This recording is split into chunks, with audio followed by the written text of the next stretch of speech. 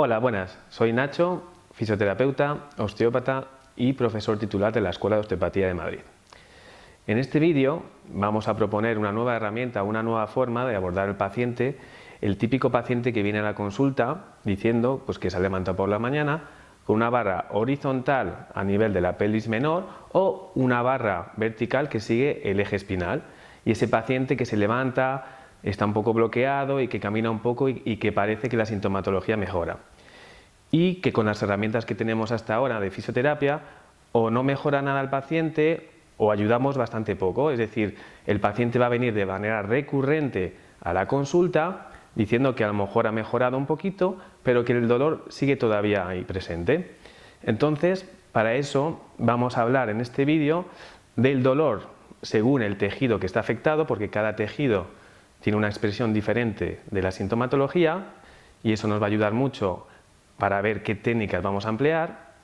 Y luego hablaremos de la diferencia entre un dolor tipo mecánico y dolor tipo inflamatorio, porque las características, ¿vale?, de esos dos síndromes son muy diferentes. Y luego intentaremos hablar un poco del sistema venoso, porque el sistema venoso se da muy poca importancia en la práctica. Se da mucha importancia al sistema arterial, pero al sistema venoso bastante poco. Y muchas veces trabajando el sistema venoso ayudamos bastante a mejorar la sintomatología. Entonces, este paciente que viene a la consulta con ese tipo de dolores y que no conseguimos herramientas para mejorar, pues lo que hay que entender es de dónde viene el dolor, porque lo que buscamos en la osteopatía es el origen del dolor. Entonces, por eso, una sesión de osteopatía lo más importante es el diagnóstico. Y dentro del diagnóstico hay que hacer hincapié en la anamnesis. Preguntar al paciente, ¿cómo vino el dolor? ¿Cómo empezó el dolor? ¿Hubo algún factor desencadenante para tener ese dolor? Porque ahí ya nos va a decir si yo tengo un dolor tipo o con predominancia traumática o un dolor con predominancia inflamatoria. Porque según el tejido afectado, la sintomatología va a ser muy diferente. Por ejemplo, si yo tengo una afectación del disco vertebral, ¿cómo va a ser la expresión de esos dolores? Pues va a ser un dolor agudo que va a aumentar con la maniobra de Valsalva o en sedestación o con un poco de flexión, incluso cuando el paciente intenta hacer esfuerzos en la defecación. El fenómeno de latencia es inmediata. Cuando tú metes en estrés la estructura del disco intervertebral, va a producir dolor al paciente. Otro ejemplo sería el dolor ligamentario. El dolor ligamentario que ocurre cuando estamos en una posición durante mucho tiempo o al final de la amplitud articular.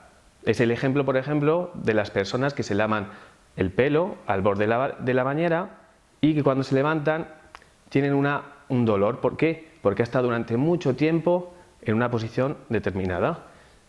El tiempo de latencia para tener esa sintomatología oscila entre 10 minutos y 1 hora. Es decir, el tiempo en el que has metido en estrés o en tensión esa estructura ligamentaria. Cuando hablamos de ligamento podemos incluir las cápsulas articulares o incluso la fascia o tejido conectivo. Por ejemplo, otro caso sería un dolor nervioso. ¿Cómo es el dolor nervioso? Pues el dolor nervioso es un dolor que está acontecido por una compresión o por una elongación y que el tiempo de latencia es inmediata. Cuando tú metes esa estructura en tensión, la sintomatología va a aparecer nada más poner en tensión esa estructura. ¿Vale? Entonces, la sintomatología es un dolor filiforme. Es decir, el paciente te lo puede señalar, como es el ejemplo de la ciática, el paciente te va a decir que tiene un dolor que lo puede señalar con la punta del dedo. Muchos pacientes que vienen diagnosticados con el síndrome de ciática no están correctamente diagnosticados porque el paciente refiere un dolor sordo y difuso. Hablamos de ciática, pero también podríamos hablar de un problema de una neurocervicobraquialgia. Bien, otro síndrome importante sería un dolor muscular. El dolor muscular podría estar acontecido o por una contracción o por un estiramiento. A veces tiene puntos gatillo que desencadenan dolores a distancia y dolores referidos. El tiempo de latencia es inmediata también. Y por último, un dolor visceral. Un dolor visceral que el paciente te dice que tiene un dolor sordo, difuso, que le cuesta determinar por dónde es el dolor y que además no desaparece en ninguna posición del cuerpo. Es decir, le duele la espalda, pero da igual la posición que ponga porque siempre va a estar presente el dolor. Y muchas veces duele durante la noche o durante fases de reposo. Bien, entonces, en el dolor lumbar, cuando hablamos del dolor lumbar, porque es una afectación bastante frecuente, por el cual el paciente viene a la consulta, hay muchas vísceras que pueden producir dolor en ese nivel. Por ejemplo, todas las vísceras de la pelvis menor, incluyendo útero, vejiga, ovarios, intestino delgado, parte distal del colon, incluso los riñones. Entonces, cuando viene el paciente a la consulta y te dice cómo es la sintomatología, vamos a hablar ahora de cómo es una predominancia de un dolor inflamatorio a un dolor articular. Bien, por ejemplo, un dolor inflamatorio está presente casi todo el día o sobre todo en la mañana y a medida que pasa el día va disminuyendo. ¿Por qué? Porque activamos toda la circulación cuando nos movemos.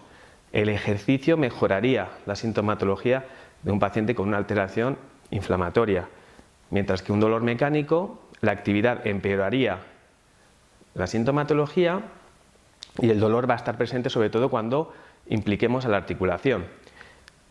Entonces, luego el reposo ayudaría en un paciente con dolor mecánico, mientras que en un paciente con dolor inflamatorio, ¿vale?, sería lo contrario.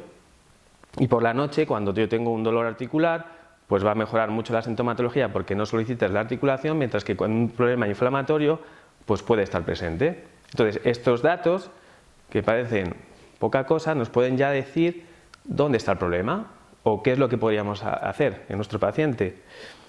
¿Por qué? Porque cuando yo tengo una enfermedad o un problema reumático, ¿qué es lo que quiere decir reumático? Que hay un problema del tejido conectivo, hay una inflamación y entonces el sistema inmunitario que forma parte del tejido conectivo está sobreactivado. Por ejemplo, el ejemplo más típico es la artritis reumatoidea, pero muchas veces no tenemos catalogado como artritis reumatoidea, pero tenemos una inflamación del tejido conectivo.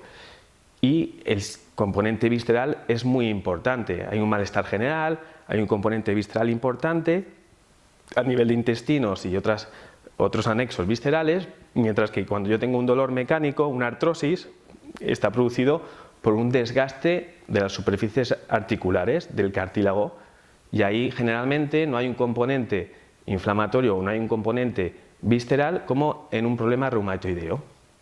Bien, entonces, cuando hablamos de un problema inflamatorio, vamos a hablar ahora de cómo podríamos mejorar activando esa circulación. Entonces, por eso vamos a hablar del sistema venoso. Entonces, en el sistema venoso vamos a hablar de una manera diferente en el cual nos lo han enseñado en la escuela. ¿Por qué? Porque hay dos autores que se llaman Blechschmidt, que es un alemán,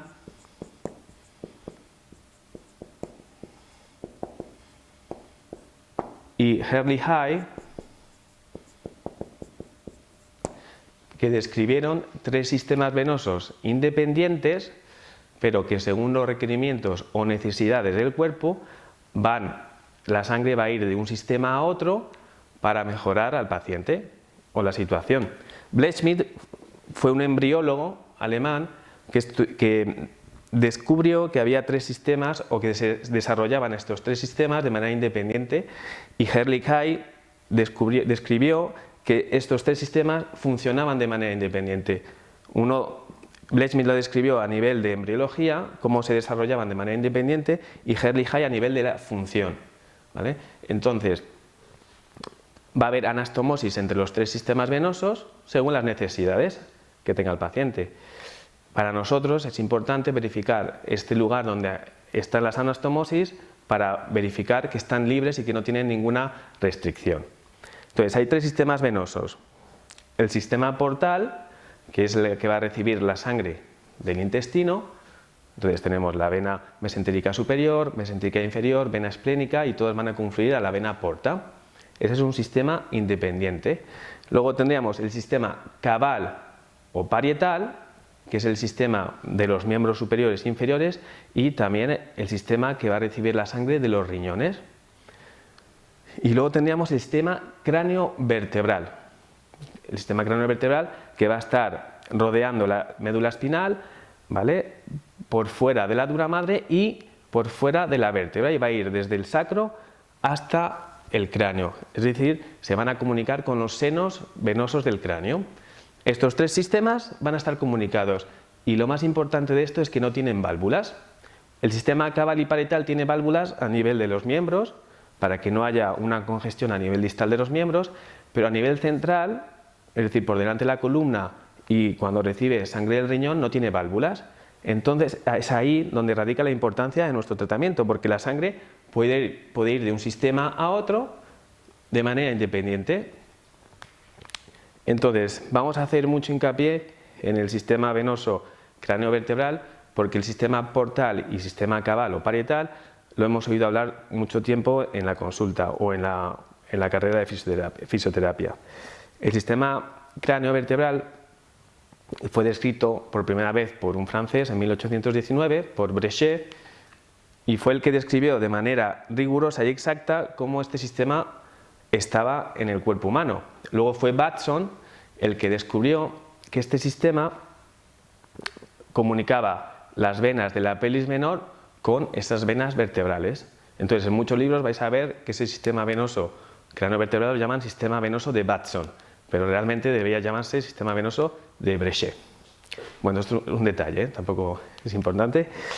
Entonces, este sistema venoso craneovertebral está formado, si yo hago un corte transversal a la vértebra, está formado por estructuras venosas circulares que van a rodear a la médula espinal, luego la parte periférica de la dura madre y luego la parte externa de la vértebra, dando forma a lo que es la vértebra, y este sistema vertebral va a salir por el agujero de conjunción y se va a unir con el sistema cabal y parietal. Entonces nosotros cuando trabajamos las vísceras de la pelvis menor o incluso del tórax, podemos podemos ayudar a mejorar la circulación de lo que es ese sistema craneovertebral. Bien, entonces, según Batson, tenemos que las vísceras del tórax y de la pelvis, ¿vale?, están comunicados con el sistema vertebral y que la sangre puede ir de un sistema a otro según las necesidades del cuerpo y que no tiene válvulas. Entonces, si nosotros mejoramos a través de técnicas viscerales a nivel del tórax o a nivel del abdomen, mejoramos la circulación a nivel de la columna, porque en un corte sagital vemos que esas venas, ese plexo venoso va desde el cráneo hasta el sacro, pues vemos ahí que podríamos mejorar a que ante un problema inflamatorio que haya una buena circulación, es decir, que la congestión venosa disminuyera y que así pues la sangre arterial podría ayudar a mejorar la nutrición de los tejidos, mientras que el sistema venoso ayudaría a eliminar los productos del desecho. Entonces, espero que este vídeo les haya servido de ayuda y no dudéis en seguir en nuestras redes o en la página web de la EOM. Muchas gracias.